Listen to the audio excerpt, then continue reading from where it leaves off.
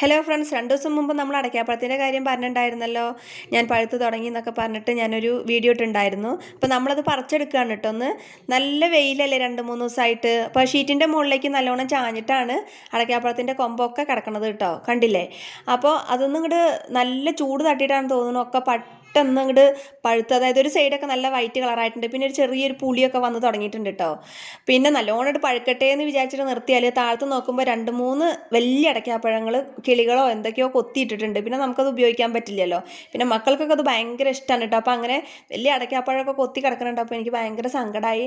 അപ്പോൾ ഞാൻ ഏട്ടനോട് പറയണത് നമുക്ക് ഇങ്ങോട്ട് പറിച്ചെടുക്കാം, എന്നിട്ട് ഒരു ചാക്കിലൊക്കെ കെട്ടിയിട്ട് 2-3 ദിവസം വെച്ചിട്ടുണ്ടെങ്കിൽ നന്നായിട്ട് ഇങ്ങോട്ട് പഴുത്ത് കിട്ടും കേട്ടോ.